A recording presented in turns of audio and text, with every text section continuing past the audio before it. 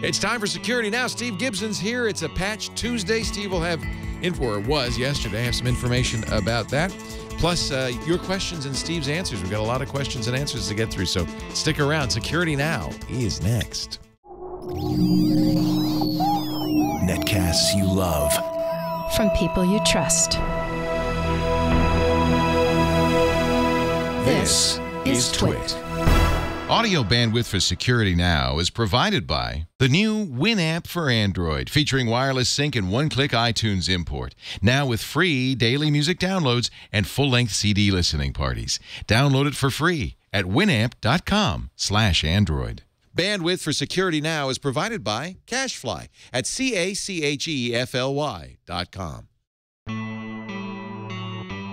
This is Security Now with Steve Gibson. Episode 430, recorded November 13th, 2013. Your questions, Steve's answers, number 178. Security Now is brought to you by Go-To Assist from Citrix. Take control of your IT world from one simple cloud-based platform. Provide live or unattended support to all your users anywhere. Sign up for your 30-day free trial today. Visit gotoassist.com and use the promo code SECURITY.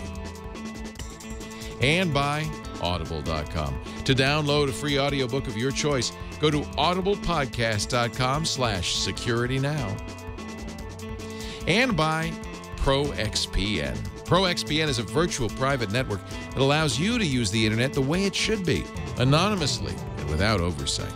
For 20% off on your new account, go to proxpn.com/twit and use the offer code SN20. It's time for Security Now, the show that covers your security and privacy online with this guy, our protector-in-chief, Mr. Stephen. I want to say Tiberius, but now I know it's Maury. Kind of takes the fun out of it. Stephen Maury Gibson. Hey, Steve. Hey, Leo. Great to be with you. Check your Wikipedia. Has it been corrected or? So I learned something last week. Uh-oh. Everyone likes having a little snippet at the beginning of the show talking about what we're going to talk about. But it's really bad if we tell them what we're going to talk about and don't. And then don't. Oh. Because among the things that I said I would share, and because it was sort of superfluous, I pushed it out toward the end, was my favorite iPhone 5 case that I found after truly getting them all. Yeah, forget all the security stuff, Steve. What about iPhone 5 cases? And my Twitter feed went nuts. Did it really? With people, as they were like throughout the week, as they were listening to the podcast saying, hey, you never told us. I was like, okay, that's true. Okay, come on now. 20 people at most. Okay, 20, yeah. You got 70,000 people listening to you. 20 people cared. Let's not go overboard here. So what is enough to tweet? Enough to tweet. What is your favorite? Okay, are you going to do it now, or you want to just tease us? No, actually, at the top of the show, I'm not making that mistake again. At the top of the show, I'm going to cover all the things that I promised to cover at the end of the last show before we start the new show. Okay, but before we we're pulling up the tail end of last week. Then we're going to plow in, talk about the week's news. We've got so we have all of last week's tidbits. We've got a Patch Tuesday. This is second Tuesday of November. In this case, we got great Q&A, a bunch of Bitcoin happenings, and good stuff to talk about. So yeah. A great podcast. And you will, in moments, learn what Steve's favorite iPhone case is. Before you do, just what coffee are you drinking tonight? That's just mine. That's Starbucks espresso that I grind and then drip brew. Which Starbucks? Which one do you buy? What the flavor? Do you get the Cafe Verona? No, there is nothing for espresso except espresso. It's just espresso. Oh, okay. They don't have a fancy name for it. No, espresso. Okay. You're going to have it when I'm up there. I'm making you a cup. Yep. Our show today brought to you. We're going to get to all of that in a moment. But first, a word from our friends at Citrix, the folks who do the great Go-To Assist. If you're an IT or an IT pro, you know that one of the keys to your success in being an IT pro is being proactive. Getting to the problems, solving the problems before they become big problems. And that's where Citrix can really help you with GoToAssist. I know you've heard of GoToAssist, probably still think of it as a remote support tool, and indeed they are the leader in remote support. Nobody's better. They've been doing it for 10 years now and are still #1 at remote support. But they've really added to the power of GoToAssist now. 3 cloud-based integrated support tools that all work together. You choose one module, 2, or all 3. The remote support, we'll talk about that first. You probably already know about it. It's the best in the business. Unlimited live end-user support. You can do it unattended as well, up to 8 machines at once. That's nice. You can start and install, running on another, move to the next, move to the next. Team-based support. You can do mobile device remote support using your iPad or Android mobile device. Connect to computers and fix the problem. You can be on the road and getting the job done. Likely, if you're good at this, you're on the road from one client to another. Customer-initiated support. They all sorts of useful stuff. Two-way screen sharing, so you can say it's supposed to look like this. Remote diagnostics, annotation tools, in-session chat, of course, Mac, PC, and mobile as well. But that's the remote support. Let's talk about the service desk. Easily manage incidents. Of course, keeping track of incidents is so important. Intelligently route service desk records and assign appropriate priorities. They've got a custom self-service portal with your branding. It's white labeled, so you can make it look like your own to deliver knowledge where users need it. You've got it all. Ticketing and incident management, problem management, change management. Okay, so that's module number 2. The third module, which I really love, is the monitoring module. This is where you become the proactive support pro. You run the crawler on your client network. It knows everything, hardware and software. You can monitor. You create your own dashboard. Now, they have built-in dashboard widgets, but you can create your own, too. Track everything, network performance to toner cartridge capacity. The alerts can come in via instant messenger, text, or email, or all 3. So you'll know ahead of time what's going on with your clients and swoop in and be a proactive user. Click that Try It Free button. Please use our offer code SECURITY. Let them know you heard about it on Security Now. Just security is the word. And make sure you check all 3 boxes so you can try all 3. The promo code SECURITY at GoToAssist.com. 30 days absolutely free. If you're in this business or you want to become like a managed services provider, this is the ticket. GoToAssist.com. Steve Gibson, Leo Laporte. Do you want to start with the case? Yeah, because that's what we didn't wrap up last week. Nothing is going to keep me from telling everybody. We got another commercial, Steve. Oh, wait a minute. There's a fire. Oh, no. Oh. All right, go ahead. I won't stop you. Okay, so for me, the case is really important. One of the things, the first thing I noticed about the iPhone 5 is it desperately wants to leap out of your hands and fall on the ground. And you're talking a 5S. The 5S, yeah, okay. which I bought, as I've mentioned, I switched over from a BlackBerry. Finally, I had a neat sort of a really high endurance rubber case for the BlackBerry that I liked a lot, and several times it did get out of my control and drop on the ground, and there was no harm done thanks to having a case. So there's just no way I'm not having a case. I mean, the iPhone 5 is just beautiful by itself, but it's just dying to break. I mean, it's as we know, nature hates a perfect device. Exactly. Sharp edges, It abhors a perfect device. It absolutely does. It's always going towards entropy, and it wants to turn my beautiful iPhone 5 into something far more entropic than Apple originally designed it to be. That's a good point. And I'm nervous holding it because it just feels like it's going to, again, just it's slippery. It's gorgeous, but it needs a case. Yeah. So I set off on the quest, as I do whenever there's a new device for a case. And the only way to really figure it out is to try them. So I truly have about 50 that I got of all different kinds. And I have a big box of them. And other people will get like the after, the cases that I didn't like, if they want a case for their iPhone 5. I took the box to Starbucks one morning because there were a bunch of people who had iPhone 5s with no case. Yeah. And even their phones were making me nervous. Just like, 10 feet away, I was worried about their phone because it's like, oh my God, look at that. It's gorgeous, but it's trying not to be. So I gave them, I said, here. It's like, remember in the old days when you used to go to the dentist, you could pick a toy out of the big treasure chest. Yeah. The treasure chest, exactly.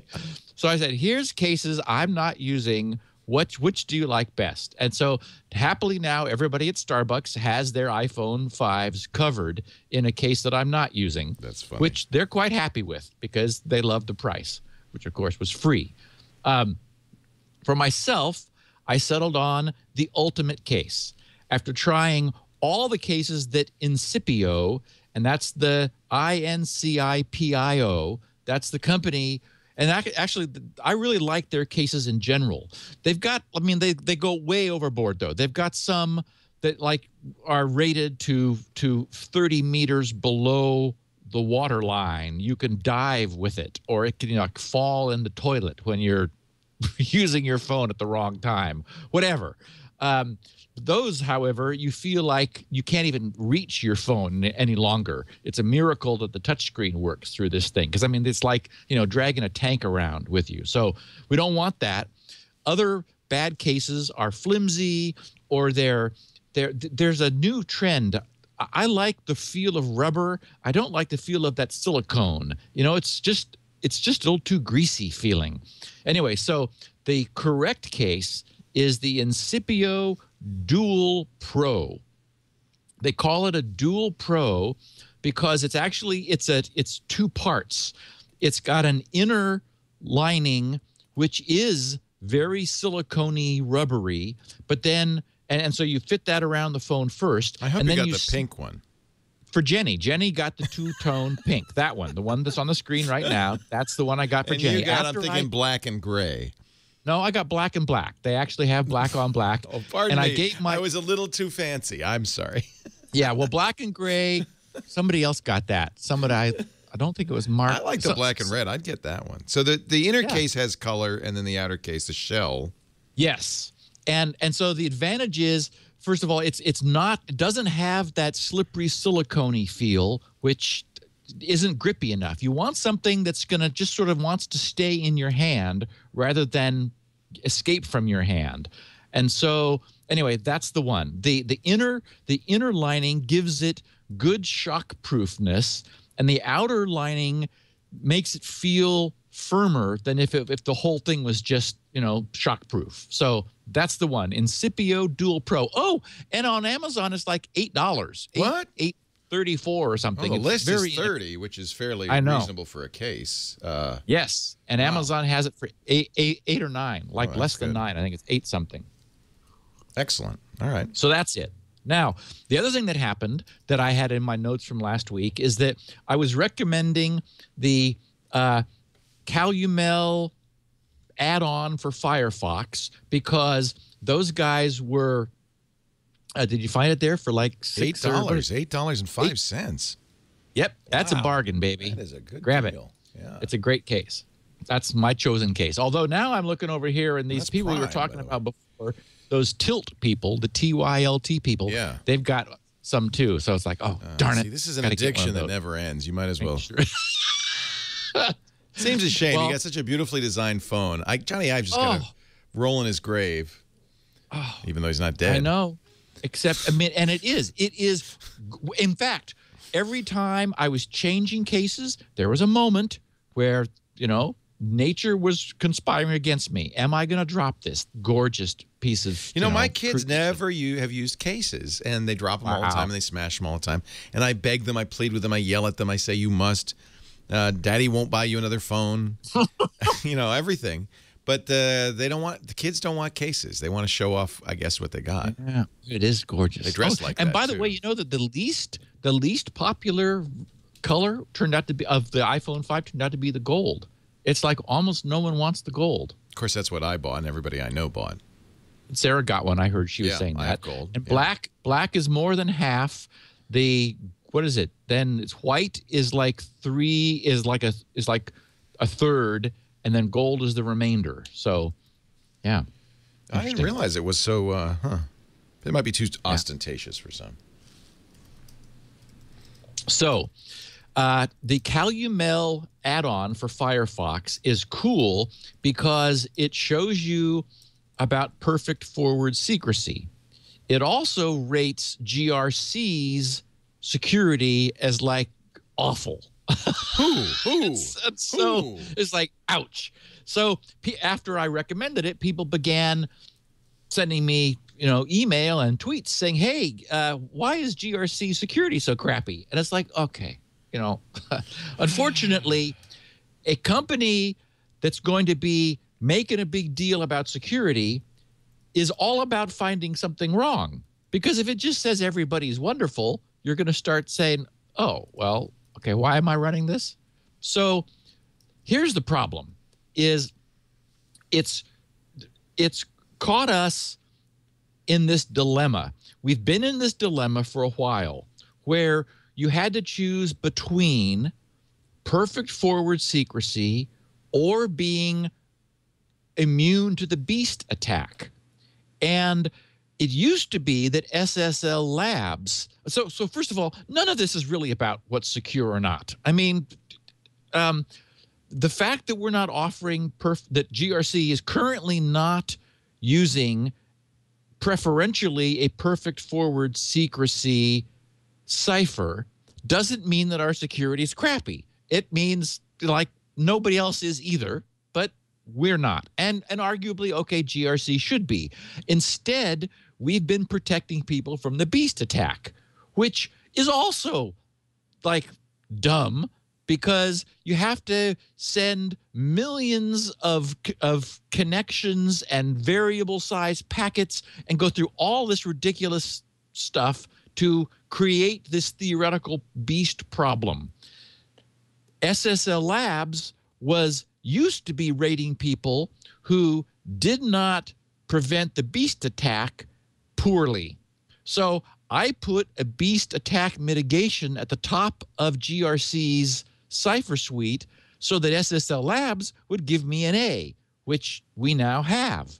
Unfortunately, CalUML gives me an, oh my God, why are you even bothering rating? Because they rate perfect forward secrecy higher. So I'm unable to keep everybody happy, except that SSL Labs just changed their rating and decided, okay, Beast is not a problem anymore because all the browsers support it. And in fact, with Mavericks, the Safari browser was the last holdout where the browser wasn't handling Beast attack mitigation on its own, which it is now. So that allowed SSL Labs to change things around at their end and downplay the importance of Beast. So GRC now needs to, again, play this ridiculous shuffling game of cipher suites to put perfect forward secrecy ciphers, which are the ones that use ephemeral Diffie-Hellman key negotiation at the top of its list. So I'm going to do that, except that I hate rebooting my server because it takes GRC offline for several minutes because servers are now so slow to reboot that annoys me, and I haven't had to reboot since sometime in March. So I'm reluctant to do that, but I will.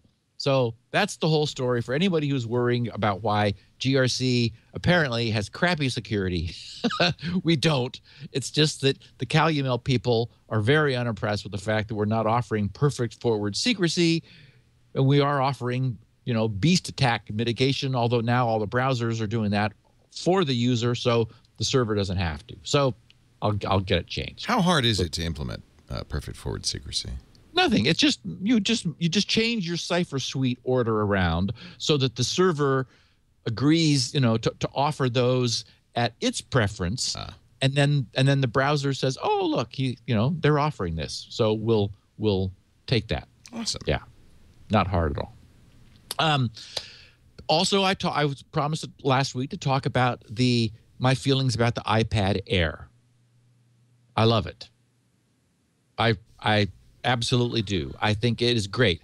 The Mini went on sale yesterday, and I tweeted that news to everybody, and a bunch of people who were following me didn't know that, and so they ordered their Mini. I ordered one because I need to see which I like best, the iPad Air or the Mini.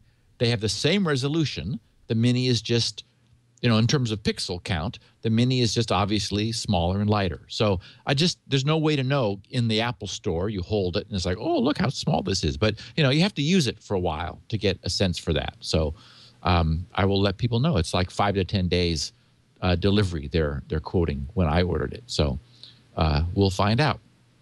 And the last on my list actually the second to the last is a couple of weeks ago I mentioned SpinRite's real-time data viewport that allowed you to actually see the data on your drive. And it was a cool way to determine whether the drive had been wiped, because on a non-wiped drive, you'll actually see the data flashing by the window.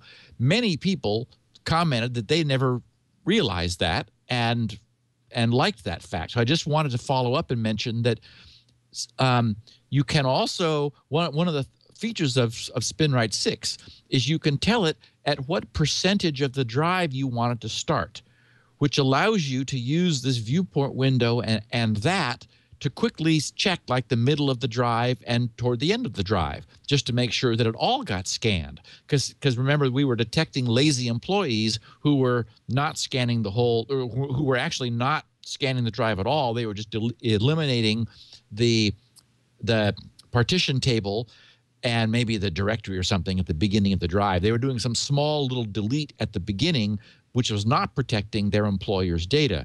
So you could interrupt SpinRite and then restart it at 50%, take a look, look through the little window, the magic looking glass, to see what the drive looks like there, then interrupt it, go to 99.9, and look at the end of the drive just to see whether the whole thing was wiped out. So little usage tip for people who like that little viewport. And finally, I also promised that I would give people an update on the Squirrel project. We're a week further along. We're continuing to come along beautifully. Pretty much everything has been agreed to in the group. We wrapped up the questions of what we were going to do for version 1 for phishing and man-in-the-middle attack mitigation. The format of interchanging arguments back and forth has been arrived at. And now I'm working on updating the GRC's web pages to be current to what has been agreed. We only then need to resolve the detailed interaction protocol, and then it's time to start writing code. There is a wiki which is up that is being independently maintained by a bunch of the guys who are on the participating in the news group, but also sort of doing a sort of a more formal style specification than I am. I'm sort of more tutorial and more graphics and sort of expository approach to this is how it works and what it does. So we're continuing. It's got my full-time attention. We're working to just nail down the final aspects of the specification, and then I and everybody else who wants to do their own versions will be writing code to support this logon system, and everyone is quite excited about it. That's neat. And I had in my notes something that I didn't get to last week because it was also sort of at the end, and I wanted to thank our listeners on Jenny's behalf, because apparently they were just wonderful with like following up on the news of the book that she had published. Remember that she had a book published, actually, and I talked about it when you were on vacation, Leo, titled Is God Real or Pretend? And one of our listeners, she got a bunch of email from listeners mentioning the fact that they were listeners, and I guess she has her email address at the end of the book, and so they were writing to her, and she asked if they would be so kind as to post those as feedback on Amazon. And so one of them I just wanted to share from a listener because it was so neat. Someone, whoever you are, said that their title was "No Wonder This Is a Bestseller." This was dated October 23rd. And they wrote, "Is God real or pretend is such a brilliant concept to begin with and so smartly executed. To have a young boy searching for the answer to this age-old question with members of his own family having vastly different opinions is a fantastic premise.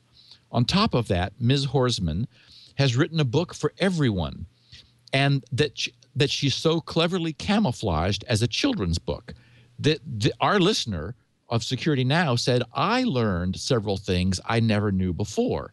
I've never read a children's book that deals with such an incredibly heavy topic, let alone written in such an easy-to-understand style with common-sense conclusions." And this reviewer goes on. But anyway, I just wanted to thank our listeners on Jenny's behalf for being so neat about that. I really appreciate it, and she did too. News, my friend? You ready for some news? Yeah, why don't we, I detected the pause, and I think this might be a good time. We have questions. We do. We got news. Well, yeah, let's do the news. I have two more commercials. I've got an Audible and a Pro XPN, so I think after the news, we'll do the Audible. How about that? Okay. All right. Okay, so this is important.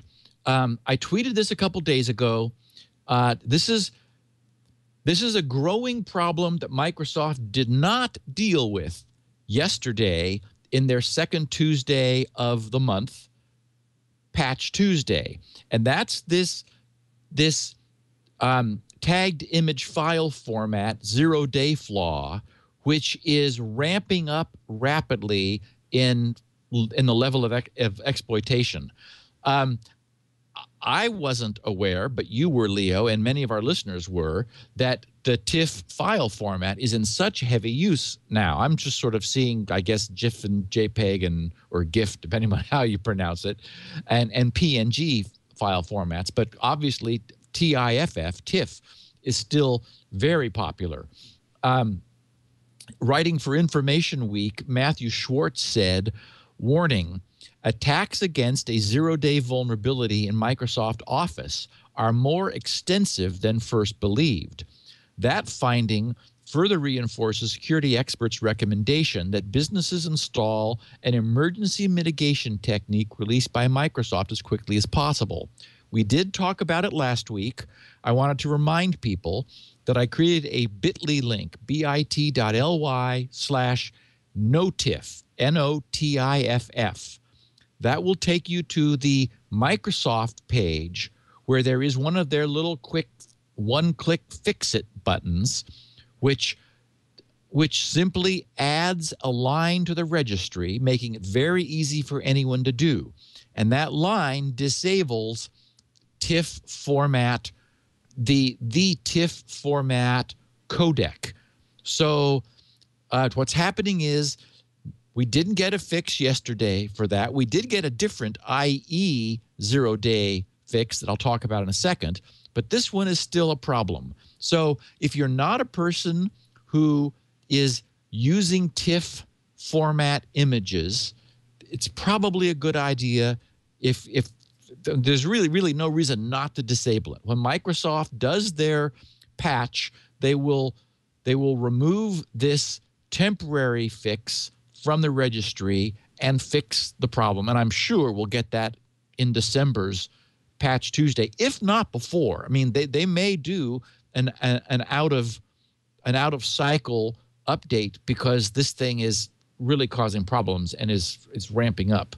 So that could certainly happen. But for now, I wanted to tell people that the security community is getting more and more concerned about this because we're seeing the incidences of this happening. And it is trivial to exploit. That's the problem. All you have to do is get an image to be seen. So email with a TIFF image embedded in it, Office documents with a TIFF image. I'm not sure about drive-by IE, but it's people are just being too vulnerable to this. So disabling that would be a good thing. And We are second Tuesday of the month. We got 8 patches from Microsoft addressing 19 vulnerabilities. 13 of those 19 were the worst kind, remote code execution, high priority, no action required on the part of the user. So it would be a good idea to update yourself. One of these things was something we haven't seen for a long time, and that was a WordPad exploit. It was in the GDI, the graphics device interface layer, which unfortunately Microsoft, as we've talked about before, moved down into the Windows kernel, which made it for the sake of efficiency, but which makes it much more prone to exploitation. So, you want to just essentially, this is not a big set of patches, but they are important. And one for IE addresses a brand new zero-day flaw, which was just disclosed, but yesterday the exploit details appeared on Pastebin. So the fact that the exploit itself is public worries people a lot more, and they're expecting to see this also ramp up very quickly. So the advice in the security community is do not delay on implementing these any more than you have to. And Microsoft is now prioritizing these, and like the IE patch is among the top 3 highest priority recommendations because it's expected to be seen in high exploitation soon. We got also a Flash Player update from Adobe. We're now at 11.9.900.152. IE 10 and 11 on Windows 8 will update automatically. We know that Chrome updates automatically. To check whether you're updated, you want to go to adobe.com/software/flash/about.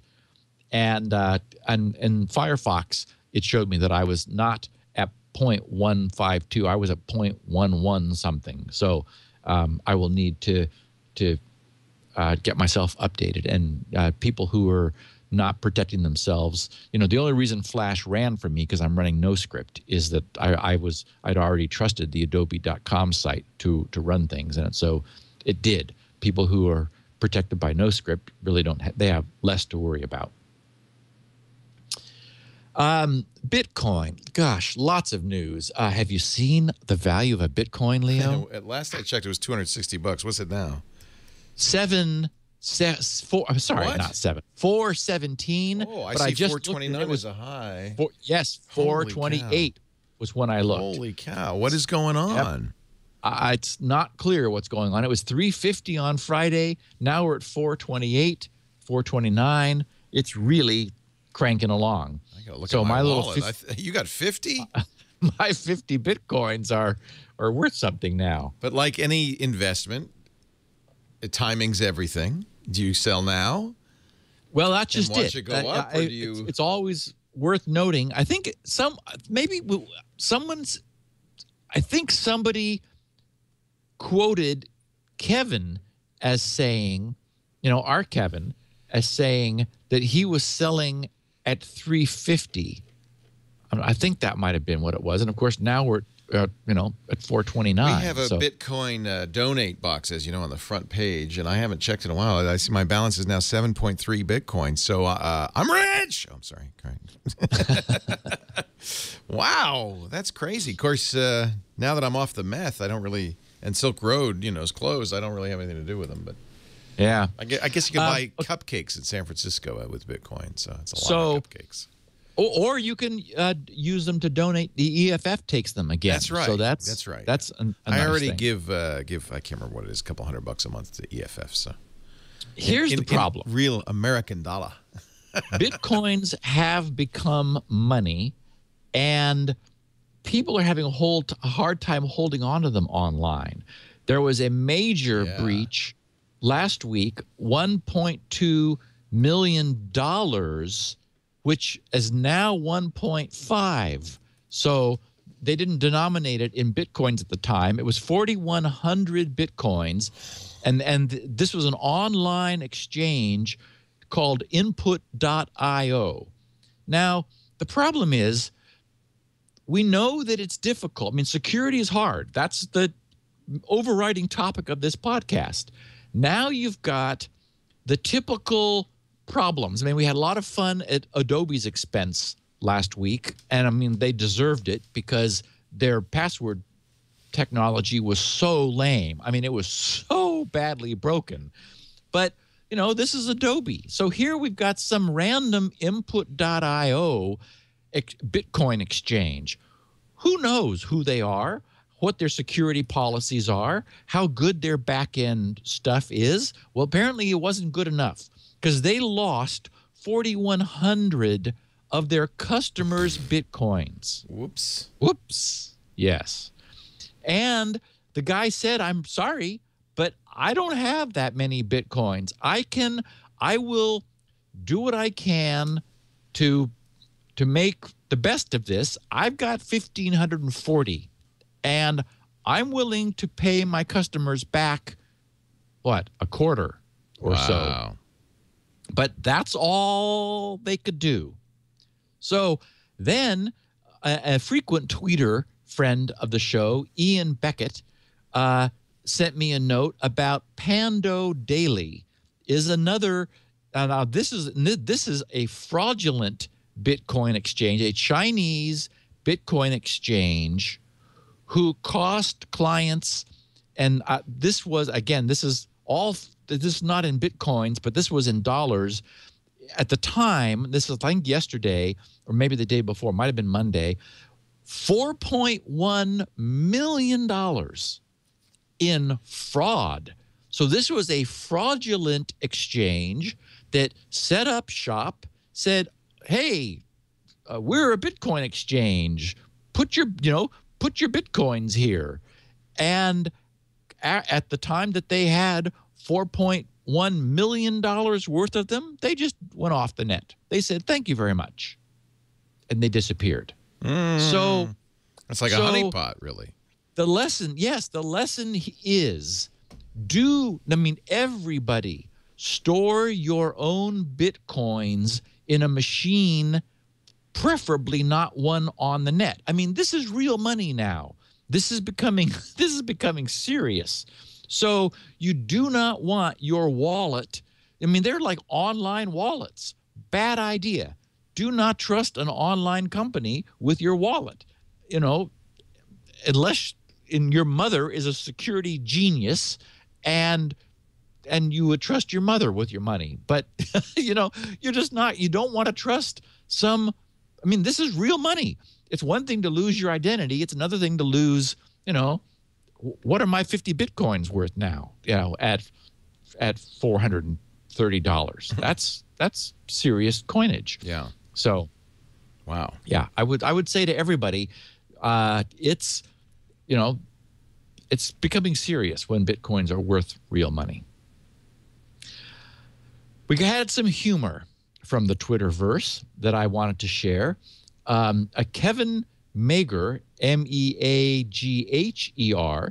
tweeting as the Kevin Marr, Marr, he said, and referring to last week's Adobe password fiasco, he said, Steve, you have answered the age-old question, Ginger or Marianne? Okay. And you have to be of a certain age to understand the reference to the question. This, of course, is the two comely women on Gilligan's Island. One who was a movie star, the other who was a country girl. Yep. And Ginger or Marianne. Ginger is the movie star, Marianne the country girl. And so Kevin noted that Ginger made it onto the list. Ginger was 94, and Marianne was nowhere to be found. Just like in the show's opening theme. The movie star, the professor, and Marianne. They had to add that later on. So, it used to be and our rest. Yeah, our frequent contributor, this is not related to the podcast. These are in passwords. People were using Ginger and Marianne in passwords. Or yeah, using Ginger was and a not password. Marianne. Yes, Ginger made it. She was 94. Not as popular as Monkey. So I'm thinking Ginger's somebody's dog's name, and that's why it's so popular. That's like a dog's name, doesn't it? Yeah. If you name your dog Monkey, there's probably something wrong with you. So, and not many people have dogs named Mary Ann.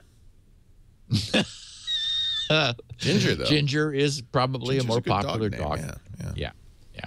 So Simon Zarafa, just out of nowhere, I don't know where he comes up with this stuff. He said at SGGRC. So he mentioned me in his feed. He said, as a child, I was obsessed with the difference between sine and cosine. I got older. That's one weird kid.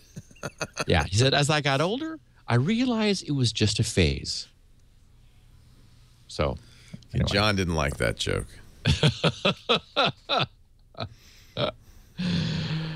Okay. Geometry humor. There's nothing like it. Trigonometry humor. Yeah. And then I told him, I said, I think I'm going to use it on the show, Simon. And he says, well, just don't go off on a tangent. Oh! Ba-doom, boom. Ba-dum-bum. Yeah. So I did get, and I haven't shared with listeners for quite a while, a testimonial. This was a good one that I thought was interesting. And there's a moral to the story also. This is from a listener of ours, Tyson in Texas. I ran across it this morning, dated the 9th of November. So it was last Saturday. And the title was, the subject was Spinrite Saves the Year. And I don't quite understand the subject line, but he wanted to get my attention, and he did. He said, hi, Steve. I just wanted to share with you an interesting little Spinrite story of mine. I purchased a copy of Spinrite a few years ago after hearing you talk about it in an early episode of Security Now, and have used it many times since to bring failing hard drives back to life. On one occasion, a friend brought his laptop to me saying that it would no longer boot into Windows. In fact, it simply said, no bootable device. He said that this was his work laptop, which contained all his documents and files pertaining to his business. I asked him if he had a backup of these files somewhere else, and he said that he did not. Oops. Of course, I knew immediately that I was going to run Spinrite on the drive, but wanted to first back up any files that I could access in case the drive was so far gone that the very act of running Spinrite might push it over the edge and it would be gone forever. The drive did appear in the BIOS, so I booted the laptop using a Windows recovery CD and tried accessing the drive through a command prompt to see if I could at least verify that his files were still intact. But the drive was nowhere to be found. I tried again using a bootable Linux CD. No hard drive found. I then removed the drive from his laptop and attached it as a slave to my desktop PC. Windows would not even acknowledge that the drive existed. Finally, I loaded up Spinrite. It saw the drive and began running very, very slowly. After several hours, Spinrite had not even completed 1% of the drive.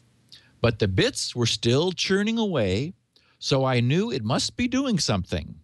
I told my friend that the only option I could see at this point, having tried everything else, were to either give Spinrite all the time it needed to attempt recovery, or say goodbye to his files forever, for which there was no backup.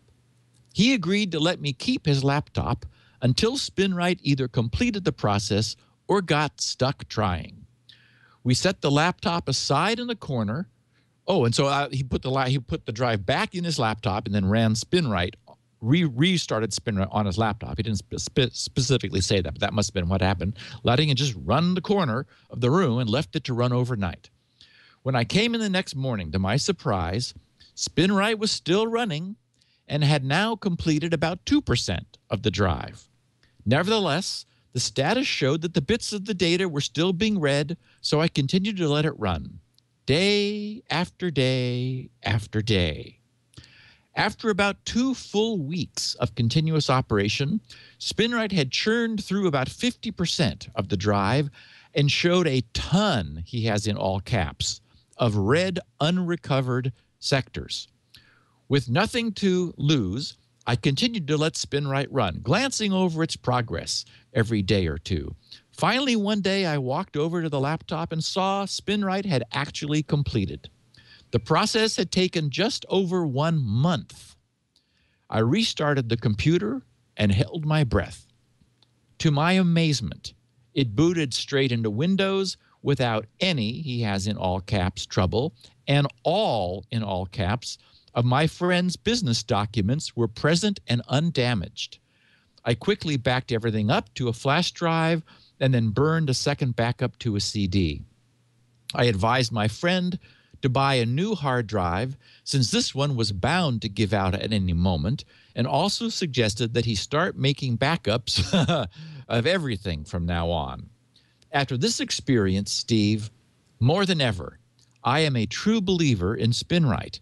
It may have taken over 800 hours of continuous operation, but it completely, he has in all caps, recovered a hard drive that appeared to be totally dead and hopeless. Not only did it recover the important documents, but even allowed the system to boot as if nothing had ever gone wrong in the first place. Thank you for this amazing program. I'll be buying your new upcoming version of SpinRite as soon as it's available. Actually, it's going to be free for him since the next version will be a free upgrade for everyone. And he signed it, Tyson from Texas. So I just wanted to say to people that, you know, that kind of lengthy recovery is very unusual. Typically, it's a few hours, not hundreds. And the other thing is, I mean, this is an instance where the first thing I think of is, oh my goodness, if this person had only been running SpinRite from time to time, this level of catastrophic damage would have never had a chance to accumulate. You know, a laptop is a rough environment for a hard drive. It's just inherently getting bounced around.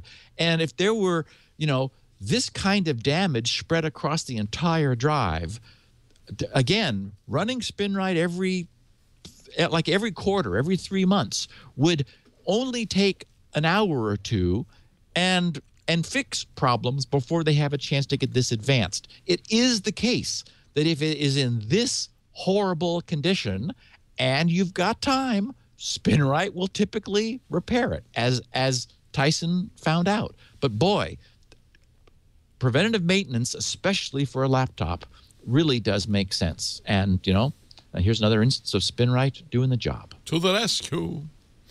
We have questions. You have answers. Yep. We'll continue with this episode of Security Now in a moment. But first, a word from our friends at Audible.com. Those great audio books that I talk about all the time. I'm a huge fan of Audible. I like going to Audible's site frequently because I get ideas for things to listen to.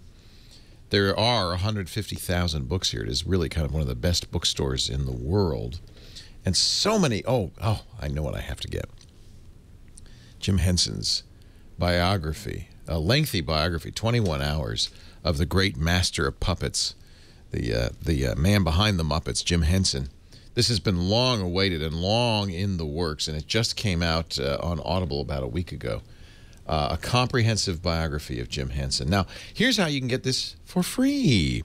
We know that you may be thinking, I don't know, do I like audiobooks? I'm not sure I'm an audiobook fella or gal. But look what they've got. Ender's Game. The new John Grisham is here. They've got history, too. I read a lot of history. The Girls of Atomic City, the untold story of the women who helped win World War II. I like that kind of history. Stuff that, is, only now coming out. It's great. I learn all the time. Whenever I'm in the car, whenever I'm at the gym, I'm listening to Audible.com. Why is Mike Tyson on the cover of this book? Because he wrote it. Undisputed Truth. You got to read Mike Tyson's biography, autobiography. Wow. So here's the deal. We know you may not know how you feel about audiobooks. You may be thinking, I'd like to try it. Leo's always saying how great it is. But how can I try it without any risk, without any expense to me? How can I get a book free, you might ask? You can go to audiblepodcast.com/ Security Now. You'll be getting signing up for the gold account. That's the book a month. First month's free. Means your first book is free. And there are so many wonderful, wonderful books at audible.com. I have a feeling you're going to find something you want to listen to. So go browse around, pick a book, sign up at audiblepodcast.com/security. Now, you can cancel anytime in the first 30 days, pay nothing, but that book will always be yours to keep. Here's Stephen Levy's amazing In the Plex. I love this book. How Google thinks, works, and shapes our lives. audiblepodcast.com/security now. There's Jeff Jarvis's book, What Would Google Do? Give it a try today. There's so many books here. It's hard for me to just in fact, I do 2 books a month, and I probably could do 4 books a month. I'm just a huge fan. audiblepodcast.com/security now. Steve Gibson is here. He is ready. Are you ready? Are you girded? I am. 2 things. Somebody tweeted while you were doing the Audible sponsorship that they were asking, with all of these bad Bitcoin exchanges out there, what do I, are there any good ones that I would recommend? And the advice is to use the exchange for exchanging between Bitcoins and currency, but do not use it to store your Bitcoins. That is, pull them out and essentially take them offline, because you really need virtual currency to be kept somewhere under your control, and preferably in a machine that's not even on the internet, because as we all know, malware, I mean, there's no question that malware will start, looking around in machines for Bitcoins. That's just too valuable. And all they need, what do they need if they wanted to steal my Bitcoins? How would they steal my Bitcoins? They steal the file, because there are certain files associated with my wallet. Yeah, and the wallet is encrypted, and so if you have a good password, that's the other thing you want, is you want a very, very strong password. We've got a great question we're going to get to. Remember, I mentioned last week that I was tempted to call the episode 256 bits is the new black. That's another thing we didn't get to, but I made it I used the question in today's Q&A. So we'll be talking about why 256 bits is enough bits, because Bitcoin, a user's Bitcoin address essentially is 256 bits. That's also the BitTorrent sync address, and it's also the strength of the master key in Squirrel. So, I've looked at 256 bits and what that means extensively, and we're going to once and for all put that one to rest. But I also wanted to mention, and I forgot, a really interesting report that was just published. It was actually on the blog of the Backblaze people. Backblaze is a major, and you may want to click on that link in the show notes, Leo, if you can, and bring up. They've got some great charts, really interesting analysis. Backblaze is a major cloud storage provider. They're unlimited cloud storage. They've been, over the course of several years, they've put 25,000 drives online, which they now have spinning. So they've been able to acquire a really good evolving set of statistics, very much the way Google has with Google's big indexing project of the life of drives. And what they found, they've got there's a really cool graphic that shows sort of like 3 stages, year 1, year 2, and year 3. And what they've determined is that 80% of drives last 4 years. So which is to say that 20% of drives will die during the first 4 years of life, and 50% of drives die by year 6 is the other thing that they have found. And there's an interesting, they also graph over the first 3 years. By the way, the link is long. If you went to blog.backblaze.com, I'm sure you could find it, because it was 11/12 is the date of their blog. Yeah, there's a neat chart there that you have on the screen now showing the nature of infant mortality, where drives die frequently when they're new, but then they sort of burn in and their death rate drops. And then as they get older, their death rate goes up again. This Just matches exactly. pretty closely Google's results on its longitudinal Yes. drive study. Yes. Yeah. And the chart that I really like shows the 3 years, year 1, year 2, year 3, where in the beginning of year 3, the rate of death begins to go up again. Drives begin dying. But I did think it was also interesting that 50% of drives die by year 6. And I would would love to take SpinRite into their facility and get some sense for the nature of drive death. What do they mean by that? Because we do know that preventative maintenance performed on drives is fabulously successful. I've got, obviously I've been selling SpinRite now for more than 20 years, and there are people where it's very much like people who take vitamin D and they no longer get sick, although everybody around them is sick. There are people who are using SpinRite on their drives, and theirs never die. Whereas, they're like fixing other people's drives all the time because they're not running SpinRite. So it really is, effective preventative maintenance. Yeah, but you got to figure a company like Backblaze, it's not worth their time or Exactly. the risk of trying to recover drives if a drive. Exactly. And that's why these numbers are skewed a little bit by their lack of tolerance for any failure, any error at all. They're going to throw it out. They yank it out and slide a new one in. Right. So I'm sure Google does the same thing. Yep. Google's results very, very, very similar if you look at their annualized failure rates broken down by age groups. Yes. They maybe say it starts dying a little sooner. It sounds like Backblaze says 4 years. Google says the drive failure rates start to go up pretty rapidly after 2 years or 3 years. And Leo, I'll bet that the reason is Google probably works the heck out of their drives. On full time. Yeah. Yes. So a big, a global indexing system is probably thrashing its drives, whereas a cloud storage facility, the drives are probably just spinning, but not moving. Unused. Yeah. Yes. Yeah. That's a good point. Yeah. Although Google does correlate utilization rate with failure rate, so there's some interesting stuff. Both of those are really worth reading. I don't know. I'll leave it to you to summarize what they mean. I'm not sure. Do you have a favorite drive manufacturer? They keep getting bought. I loved Maxtor. I loved Quantum. They're both gone. It's basically Western Digital, Hitachi, and Seagate. Those are the three companies now. Yes, and Hitachi bought IBM. IBM had really good drives. I think Hitachi's very good. I have an anti-Western Digital bias that I cannot justify, and it's not fair. You're not alone, by the way. A lot of people share that. Yeah, I think they're the most consumer. I don't know. I don't use Western Digital. I buy Seagate or Hitachi.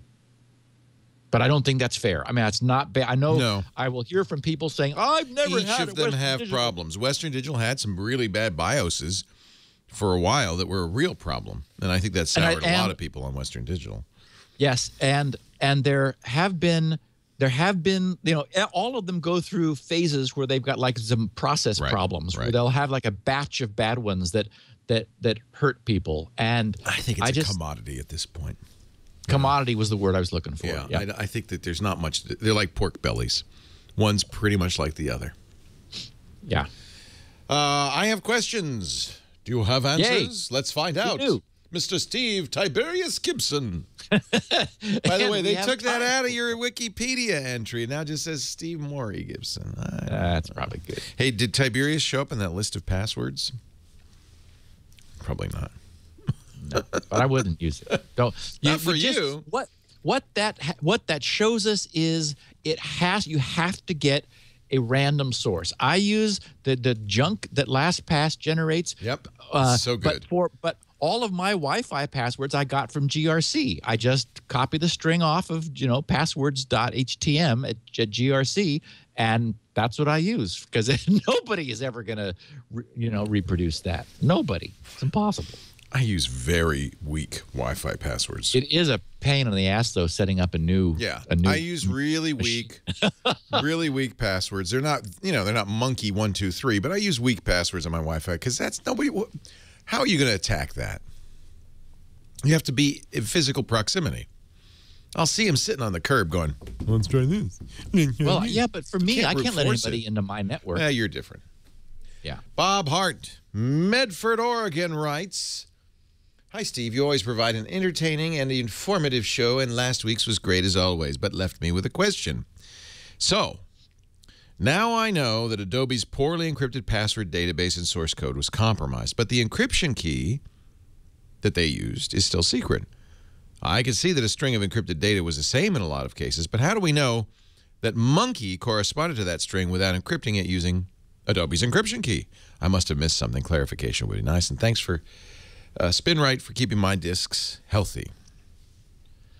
Okay, so we do not know that monkey relates to the encrypted string because, as Bob comments, we do not know what the key is, and we probably never will. We have to assume that Adobe chose a really good random number just one time, and that's the static key for their crypto. We know that there's only one key because we can see the correspondence between people's encrypted version and their hints, because the hints were not encrypted, they're in the clear.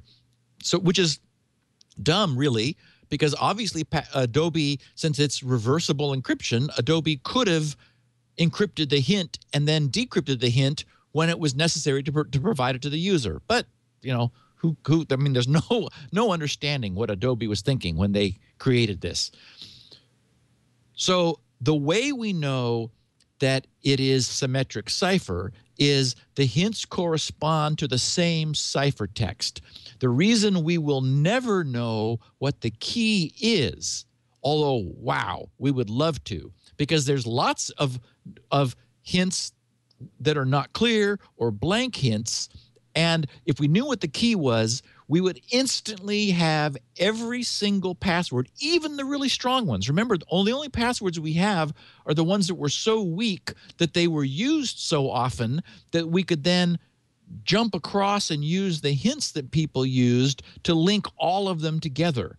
So the reason we will never know what the key is that if our assumption is correct, that it's triple DES, and that's a reasonable assumption. The block length being 64 bits is the giveaway, because DES is a 64-bit block. They couldn't have used a single DES. That would be crazy. That would just be a 56-bit key, because that's the key length of the 56-bit block encryption DES. Probably they used triple DES. So that's 3 56-bit keys, one of those 56-bit keys for each round of each usage of or application of DES in turn. So that's 168 bits. That's a lot. We'll be talking a little bit here in a minute about 256 bits and how big that is. But 128, it might as well be, you know, it's out of reach. Remember that AES itself, the AES cipher that was recently standardized on, is often used with a 128-bit key. So that is regarded as strong as we need. So 128 bits is already beyond cracking. 168 bits is 40 more than 128. 40 more means 2 to the 40th stronger. Well, 2 to the 40th is about 10 to the 12th. So that's a million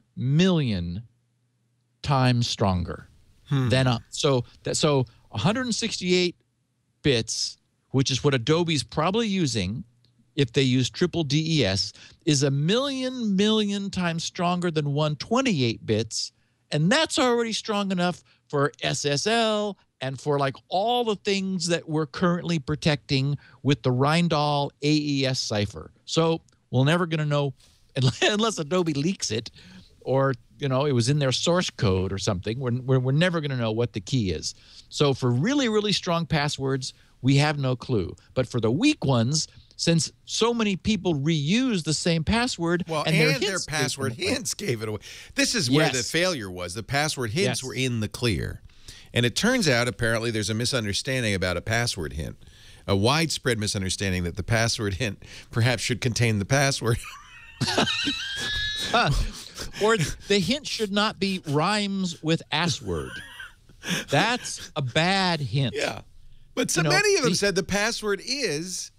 Yeah. And apparently this was not a high-value account, by the way. Well, somebody's pointing that out. A lot of people said you had to make an account if you wanted to download trialware. So people didn't care. Yeah. Yes. So we don't know, out of the, 130 million accounts that were leaked out, how many of those were high value? My account was, because I had a credit card associated with it because I bought stuff from it. But I used a strong password. So the problem is that what the guys were getting was your email address and often a password, because somebody else was leaking your password by virtue of their bad hint on the same encryption. Then people, in fact, Facebook did this. I never had a chance. I saw this pass by, but I didn't have a chance to track it down. As I understand it, Facebook was looking at that repository, seeing whether they had the same email address as somebody whose password was leaked, and then telling you you had to change your password, or something. Did you follow that or see what that was, Leo, that Facebook did? No, but that's clever. I didn't know that they had done that.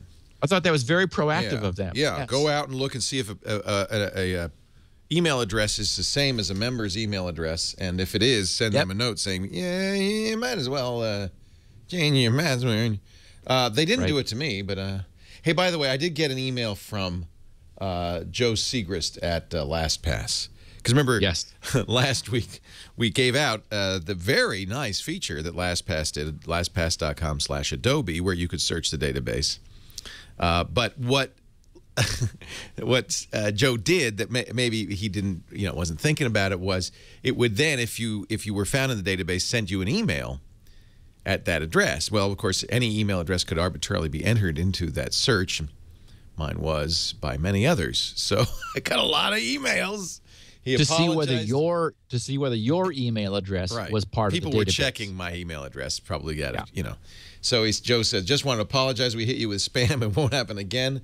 Love the show, guys. It was a good one yesterday, and thanks for the continued support. So thank you, Joe. That's, And you know me. I love LastPass. There's no worry about that. And I'll mention, Leo, that I had a lot of feedback saying that they really liked last week's podcast. Last week's was one of those just so much news to talk about, where we went, did a lot of depth on a lot of topics. And when we do that, it's the time I see the most positive feedback. We have a lot of geeks in the audience who want to know. Yeah. Yeah, they care. Yep.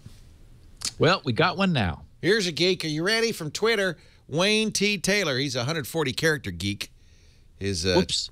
Is that wrong? Did I skip one? Yep. Well, let's not skip two.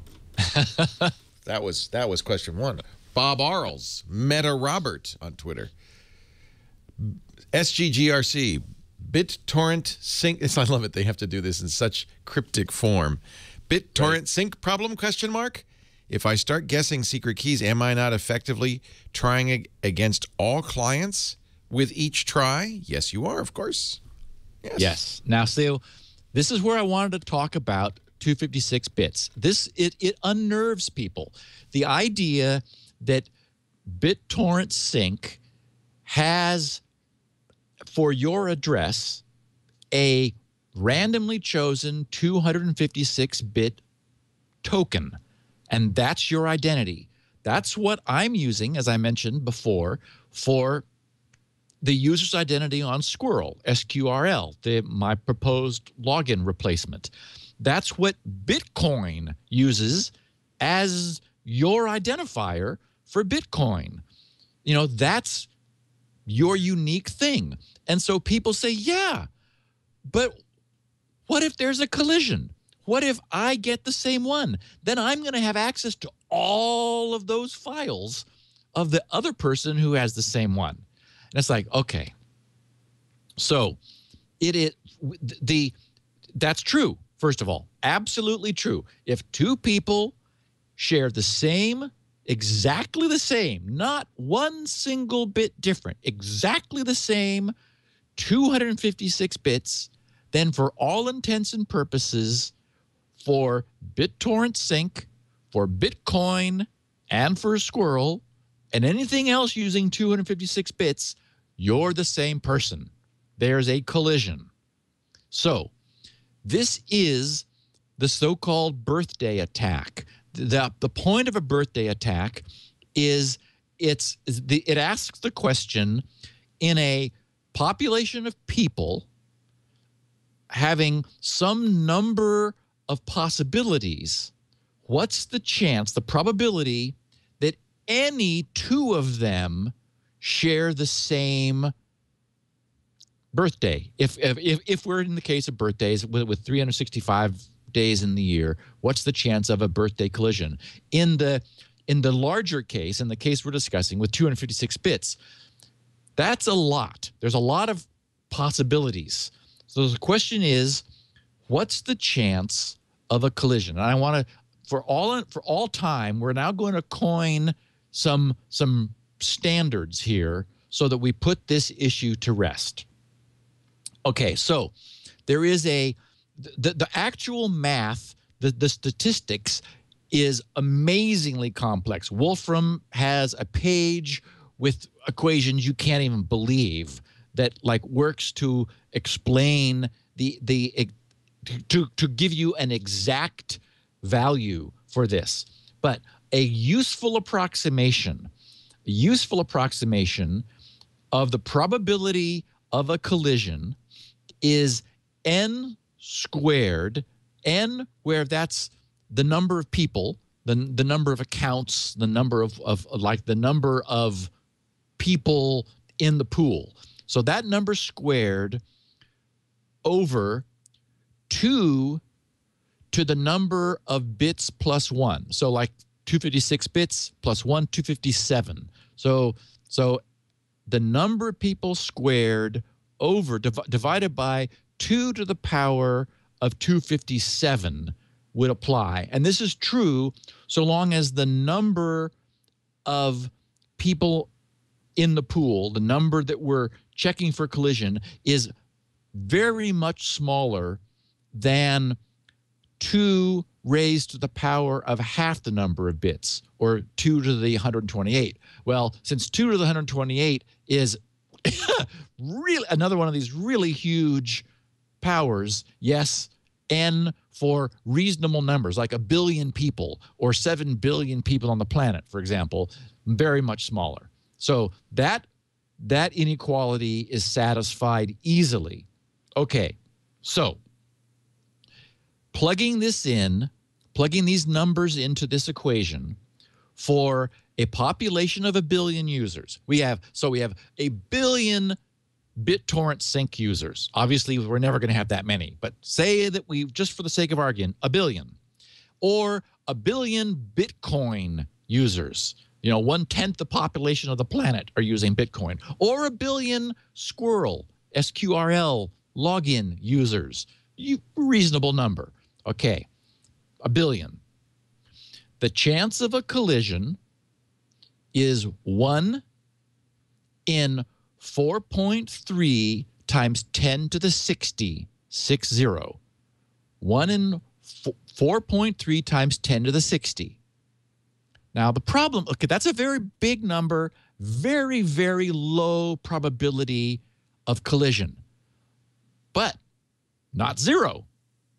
Okay, well, so we need to get, I want to develop a sense of scale for how small the chances are and how much concern we should give this.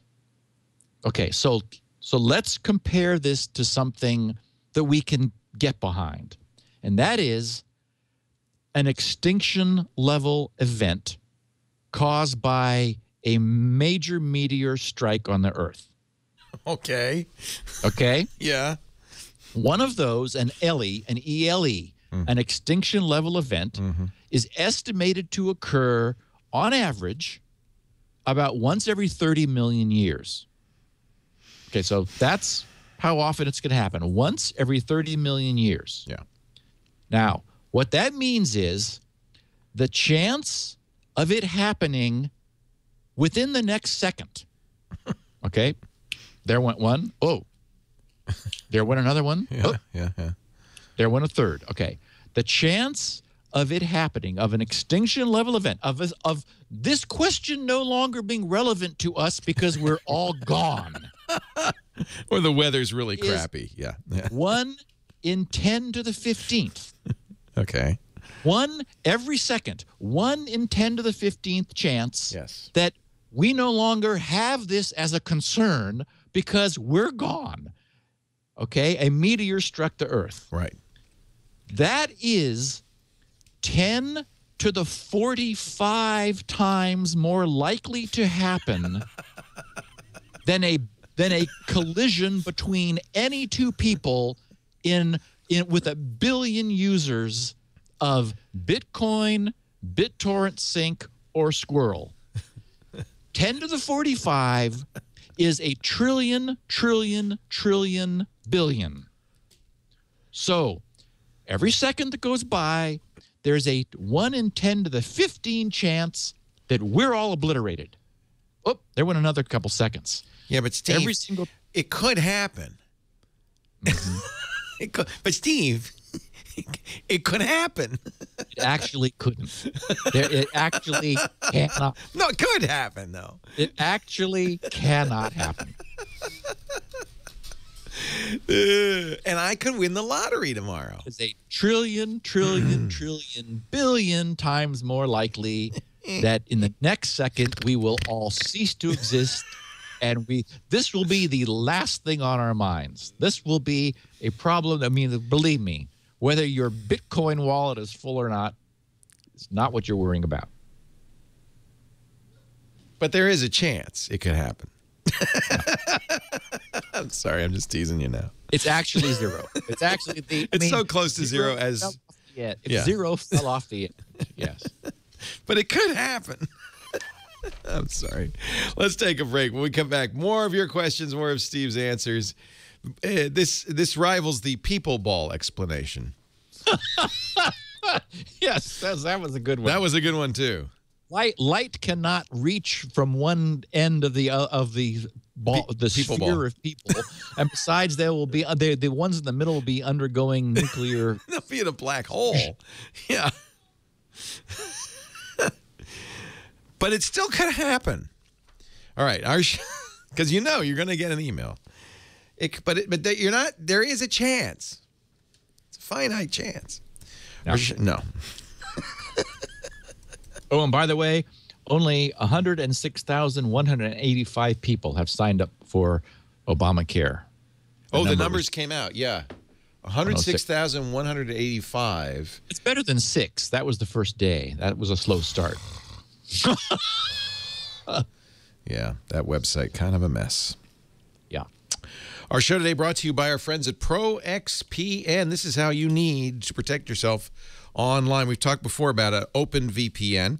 And certainly, if you have the technical capability, the skills to set up your own open VPN server, I think that's a great idea.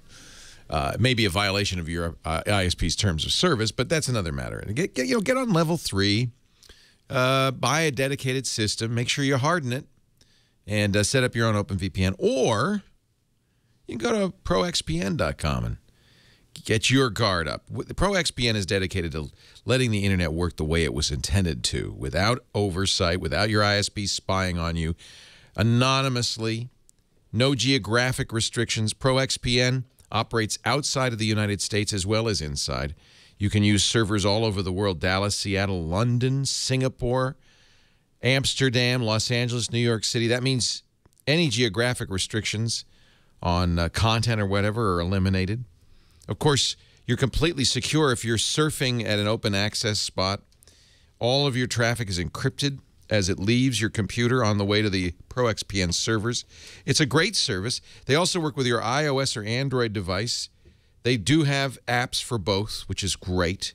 You can use PPTP on devices that don't support the OpenVPN standard, but iOS and Android, yes, now you can use OpenVPN. I want you to visit proxpn.com/twit and sign up with the offer code SN20. Here's the deal. They have a free service. In fact, if you go to the bottom of the page, you'll see a comparison of free versus paid accounts. They have them both. You know, so if you wish to try the free service, please do. If you want a little bit more speed and so forth, the paid service is very affordable, $10 a month, $75 when you buy a year, but we're going to make it more affordable. Because if you use the offer code SN20, you'll get 20% off, not for the first month or year, but forever. That means they're less than $5 a month on the yearly plan for this kind of protection. It's well worth it. Steve recommends OpenVPN as a solution if you're using email, if you're using an open Wi-Fi access spot, if you just want to eliminate your ISP from snooping on you, then you got to try it. proxpn.com/twit. Don't forget, if you decide to buy the offer code SN20, you can't cancel any time in the first 7 days. So there's really no risk at this, and I think you're going to really like it. They do it so well. And don't forget to take a look at their mobile apps for Android and iPhone. proxpn.com/twit. We thank them so much for their support of Steve's efforts here on Security Now.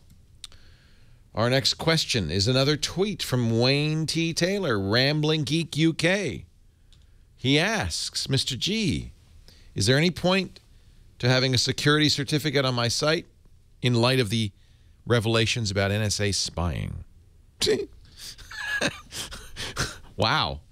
That's an interesting question. You know, it's like, should I give up or not? I mean, I can understand that. And so I thought it was an interesting question because there is a lot that SSL provides somebody. You know, even if you use one of the cheesy free certificates that doesn't provide any verification of your domain name.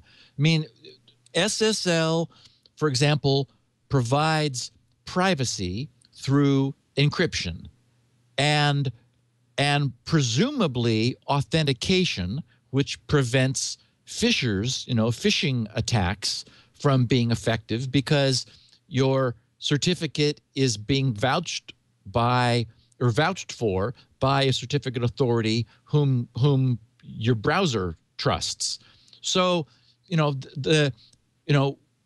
in an open Wi-Fi environment which is like all Starbucks hotspots and airport and so forth, where you have no logon at all, as we know, all of the traffic is decrypted. Everybody is essentially, well, I mean, there is no encryption on the traffic. It's in the clear. So anyone doing passive eavesdropping, just like, you know, the Firesheep little add-on for Firefox that was, you know, was instrumental in forcing companies to encrypt themselves. This is why, is that you can't do session state management securely without encryption. You can't give somebody a cookie for them to hold to identify them as they move around your website without encryption, because otherwise everything they're doing is in the clear.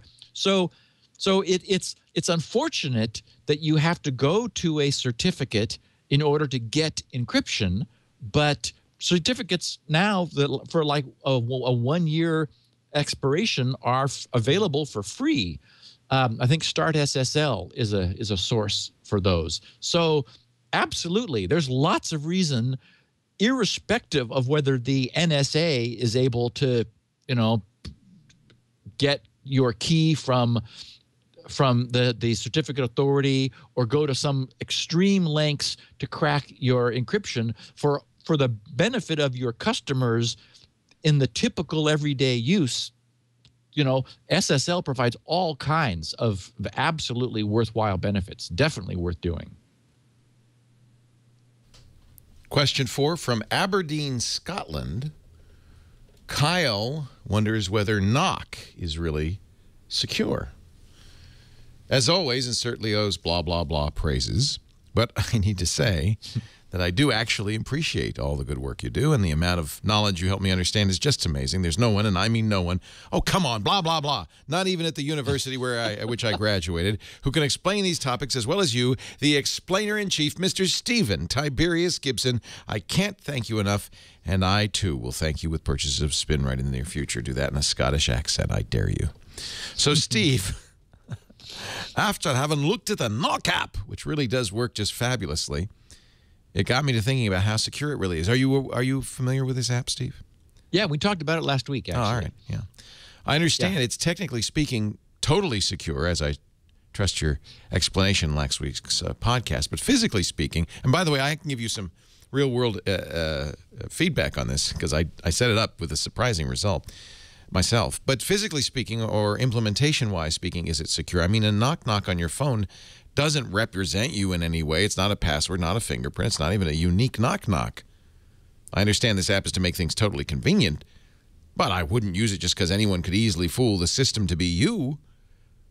I just thought I'd get your thoughts on this, as it's interesting to think that sometimes even the most technically secure systems are broken if their implementation is weak. I mean, really, it's pretty obvious. So just for those who don't know, this is an app for the Mac and for the iPhone. You put it on the iPhone and you put it on your Mac. It uses low-energy Bluetooth LE. And when I approach my Mac, it senses my phone. That happens anyway. And now the app on the iPhone, if I knock on the iPhone twice, unlocks the Macintosh. It says I'm here. And, of course, the only authentication you're using is the fact that you have the phone. Now, I will give you a real-world issue that came up for me. I set it up here in the studio. Unfortunately, Sarah also had it on her phone. And for reasons I'll never understand, both times I set it up to work with Sarah's phone, not mine. Ooh, boy. Even though I was sitting right next to it, it doesn't obviously care where you are. The fact that it was within range of two phones, it chose Sarah's twice. And she's currently still set up to knock, knock, unlock my laptop. Okay, so that's disturbing in the extreme. Well, but there's no way to reject another Bluetooth LE. It doesn't give you a choice. It does it. So that's a bad implementation. Yeah, they should give you a choice. Yes, it should absolutely. We talked once about the only vulnerability of Bluetooth being the moment of pairing, and that somebody who was really concerned should go walk into the middle of an empty parking lot, maybe like a stadium or a shopping center sometime, where no one is within 30 feet of that, the typical Bluetooth range, and do their pairing then, because it's only in that instant that there's any vulnerability. Well, and Bluetooth LE has 100 feet. I mean, it has a much larger range. See, Sarah Cake 5S is the phone that can unlock my unbelievable. And it never gave me that choice. It never said, whose phone do you want to use? Disturbing. And gosh, when you pair a Bluetooth thing, these things jump through hoops. Oh, make sure the pairing number is the same. Are you sure you're seeing it? Nothing. Yeah. Well, these guys, I'm disappointed. What I was responding to was the crypto architecture, not the implementation.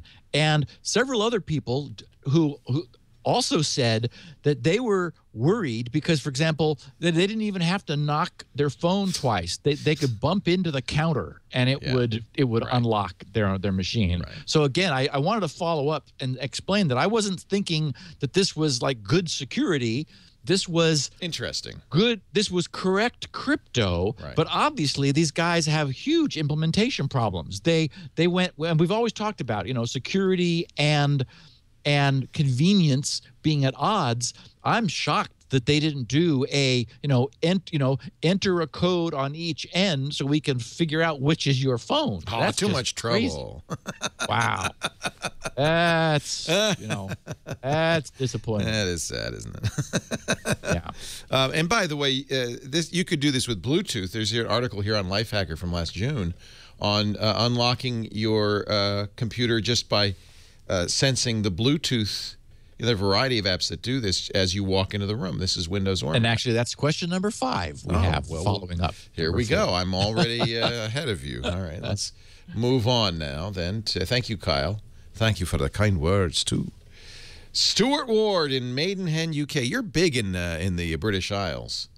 Notices that Bluetooth unlocking is nothing new. Oh. Linux users have had this for a number of years. Yep. Have a look at Blue Proximity. It's a SourceForge project. There's no function on the phone, so any device will accept a Bluetooth connection can be used.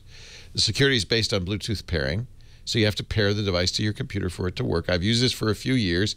The only caution I would make is if you're away from your computer but still close enough to make a Bluetooth connection, this can drain your phone battery more quickly because the phone will need to transmit at full power.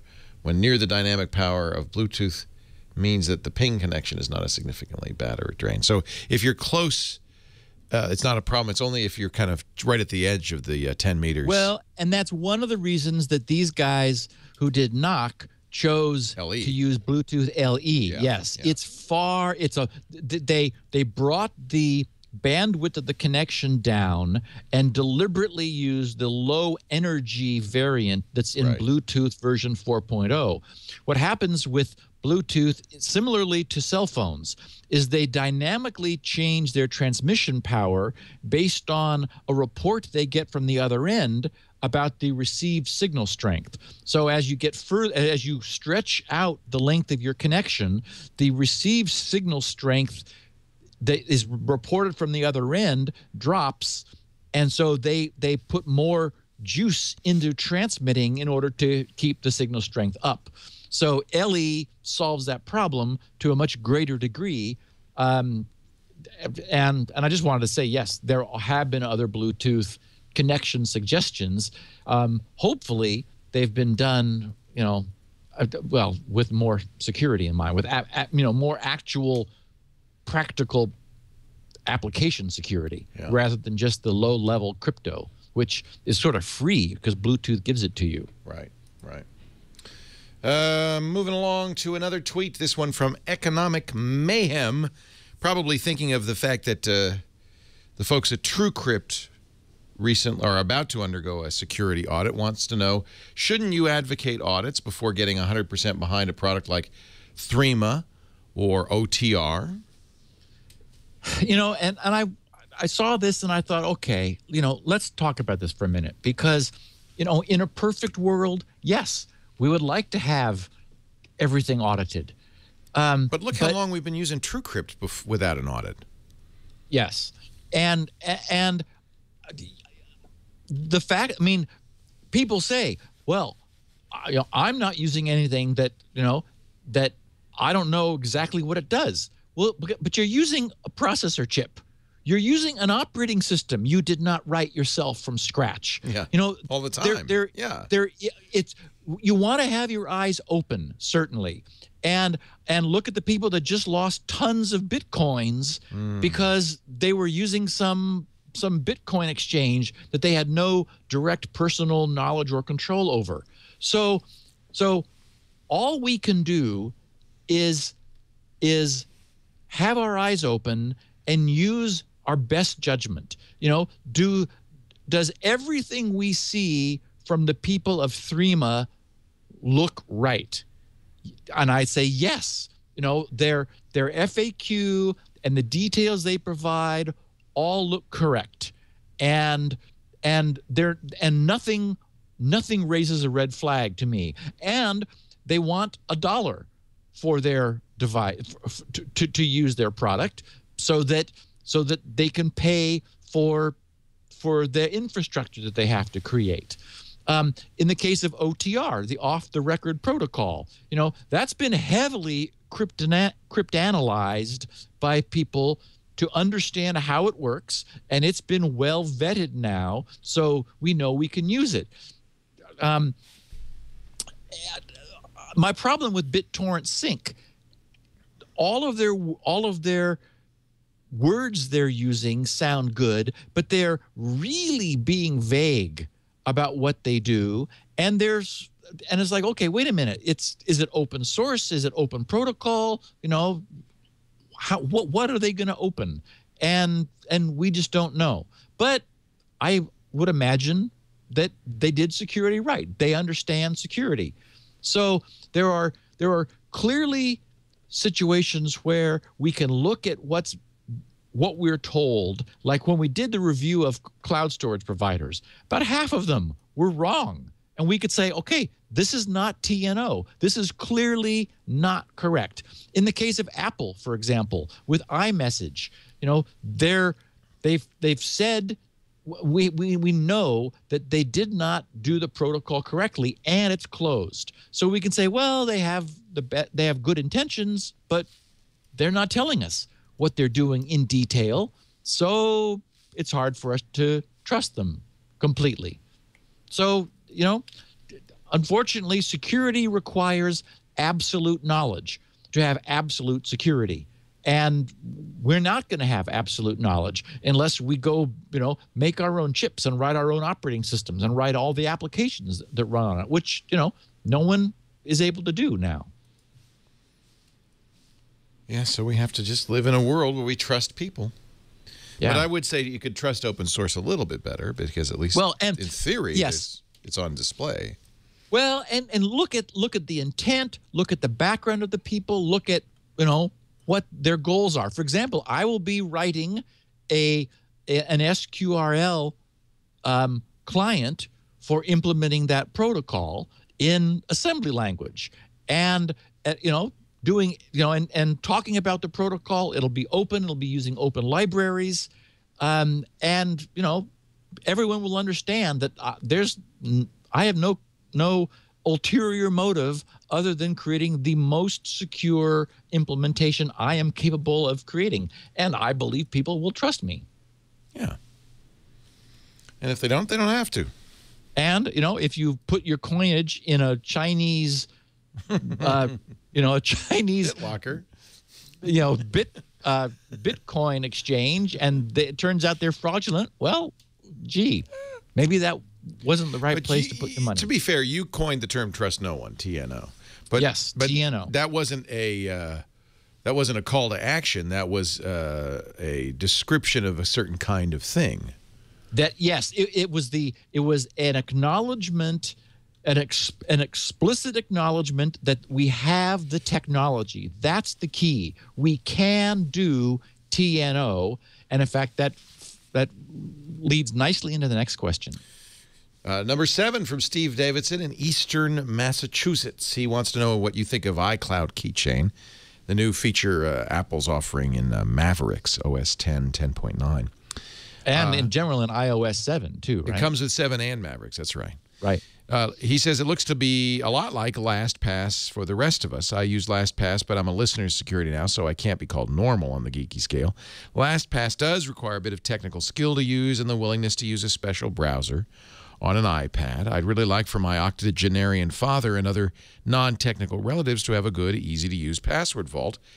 iCloud Keychain does seem to be the right thing, or is it? What does Steve think of the security model of the 1 or 2 setup options, which seem to be the safest to make the most sense to our guru, and of the 1 or 2 setup options, which makes the most sense to our guru and advisor, Steve Gibson? I'm not as worried about NSA snoops as I am about protecting them should Apple ever be compromised.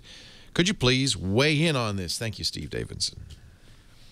So here we have a problem, and that is that Apple doesn't document their stuff. Apple is easy to use and gives us nice little switches that we can turn on and off, and we have to take them at their word. Now, again, I tend to be trusting. That is, if someone says, this is what we're doing, for me, it's like, okay, the consequence of them not doing it, of Apple lying to us about what they have deliberately engineered for iCloud would be catastrophic.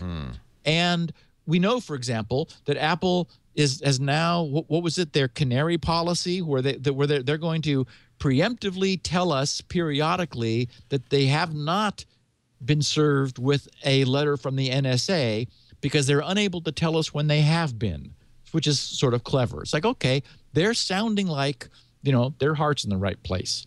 So what do we know from Apple? What has Apple stated about iCloud Keychain? They have said that it is encrypted, the keychain data encrypted in transit and when stored on their server. They've said they use 256-bit AES encryption. Now remember that the AES encryption is a block cipher whose block length is not changeable. It's always 128 bits. But the key is what is changeable. So when we say 128-bit AES, we mean a key of 128 bits. Theirs is double that. Now here we are. That's my favorite new number, 256. 256-bit is the new black. And so, you know, they're using this level of encryption, which is a trillion billion times stronger than the chance of us all being wiped off the earth in the next second. So we're fine. So long as brute force guessing is the only vulnerability. So they're using that encryption to store and transmit passwords and credit card information. They also use elliptic curves, asymmetric crypto, and key wrapping. So they're sounding like they're doing all the right things. They have written that iCloud keychain encryption keys are created on our devices. So this is the model where, this is TNO. This is the model where an asymmetric key, they're saying they're using elliptic curve asymmetric crypto, as am I, for example, with Squirrel, because that's the right one now. Now, we don't know which, but there aren't known problems with elliptic curves, even if you use the standardized elliptic curves. As far as we know, they're okay. I'm using Dan Bernstein's curve because I'm just a little afraid of NIST and their past affiliation with the NSA. But still, Apple's doing the right thing, TNO. So the keys are created on our devices, and Apple can't access those keys. Only encrypted keychain data passes through Apple's servers, and Apple cannot access any of the key material that could be used to decrypt that data. So they're saying that the private key stays on the device, and the public key, presumably, is what's encrypted and exchanged. Maybe. I mean, again, unfortunately, we don't know what the architecture is. They continue to say only trusted devices that you approved can access your iCloud keychain. They say advanced settings allow you to choose an iCloud security code longer than 4 digits. Oh, and my goodness, please do. Or have your device generate one for you. And they said you can choose to disable keychain recovery, which means that iCloud keychain is kept up to date across your approved devices, but the encrypted data is not stored with Apple and cannot be recovered if all of your devices are lost. So if we reverse engineer this, this says that if you allow Apple to store your iCloud keychain data on their servers, you lost all of your devices, so that you didn't have your own local database, then you could go to their web page or maybe get another iCloud device, put in the same security code, and it would download it and then decrypt it locally on your device. So that says they do have the keys, but that is all the keys, including, again, we don't know what they're doing with asymmetric crypto. This is what's so frustrating about not having any protocol documentation, is that we have to, like, from what they say, kind of guess and reverse engineer. But they are saying, I guess, that if they store a copy of your iCloud data, that you can recover it with your encryption code, whatever they call that somewhere here, even if you lost all your devices. So you want that to be very good. Otherwise, because that's what you're relying on, and for safety, you probably don't want them you want to disable what they're calling, what was it? Keychain recovery. So disable keychain recovery, then they're not storing a copy on their servers, because to me that does not seem safe. If they're storing it, it must be that it's only protected by your password, and that doesn't seem safe. So disable keychain recovery. They don't keep a copy, but then it's up to you to make sure you don't lose all your devices. And again, that's the best we can do with what little we know. Yeah.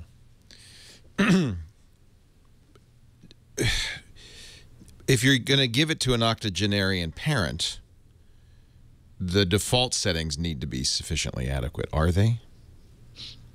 Yes, you can make it more secure, but it sounds like the default settings aren't the best. Oh, no, the default is the 4-digit code, which is insane. Yeah.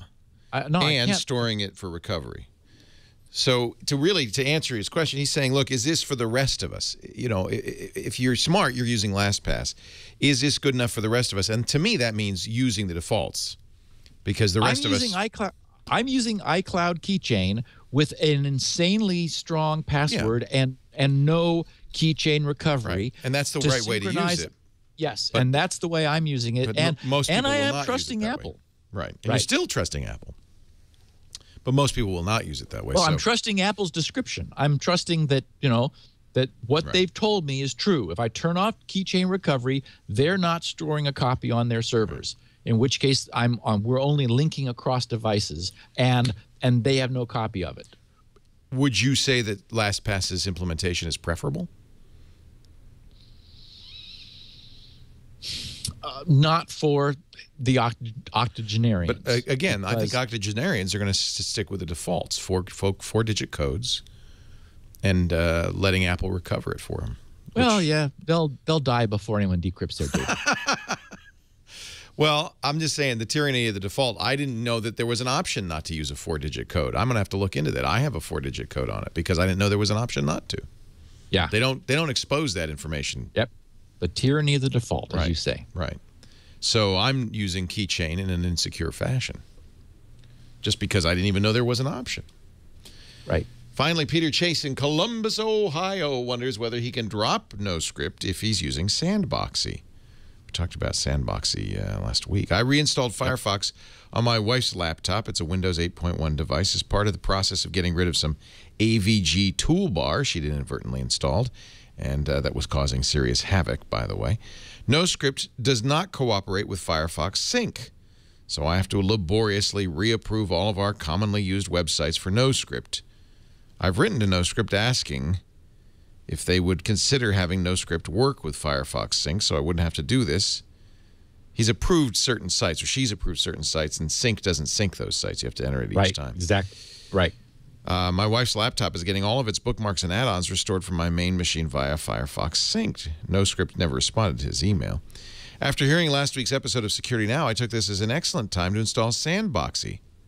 Yep. Hence my question. If some scripting mischief does occur, wouldn't it all stay within the sandbox? Our email is web-based, so sandboxing the browser should help things a lot. Your thoughts, please. Thank you, listeners. Number one.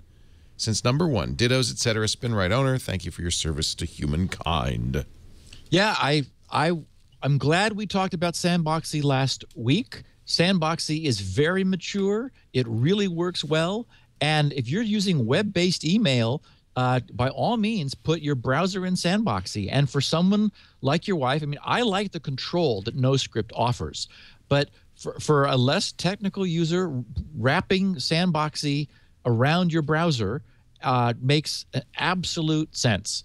You know, it's necessary. Then it's a little trickier. You have to drag things out of the sandbox if you download a file that you want to keep, because this, that'll be stored in the sandbox. You need to manually drag it out of the sandbox. But, for someone just using webmail in this current world where something like CryptoLocker is such a threat, again, I think Sandboxy is a terrific solution for someone using web-based email, or even just email, you can certainly run Sandboxy not on just a browser, but you can Sandboxy your email client as well. So it doesn't have to be web-based. Yes. I think Sandboxy deserves another look for those who looked at it once and haven't looked at it since. Is it compatible with 64-bit now? Don't know for sure, but it must be, because it's still cranking away. Yeah. It's cranking away. Yeah, strongly. I don't think you can. I don't think there is a 32-bit version of Windows lying around. My friend Steve Gibson, the time has come for us to say goodbye. You have answered all the questions I have in our little box here. It's empty now. Thank you, Steve. We do this show every Wednesday afternoon, 11 a.m. Pacific. That's 2 p.m. Eastern Time, 1900 UTC on twit.tv. Please tune in and watch live if you can. If you can't, though, on-demand audio and video is always available. Steve has 16 kilobit audio for the bandwidth impaired and handwritten, personally crafted by Elaine Ferris transcripts, so you can read along as you listen. All that's at grc.com, along with SpinRite, the world's best hard drive maintenance and recovery utility, and all the great freebies Steve offers. GRC, Gibson Research Corporation.com. You can also follow Steve at SGGRC on Twitter. You'll get lots of links throughout the week by doing that. And, of course, we have full-quality audio and video at our site, twit.tv/SN, or you can subscribe because this is everywhere. This is one of the oldest podcasts in the world. And so that means it's on every list everywhere. Hey, Steve, thanks so much. Thanks, Leo. See you next time on Security Now. Security.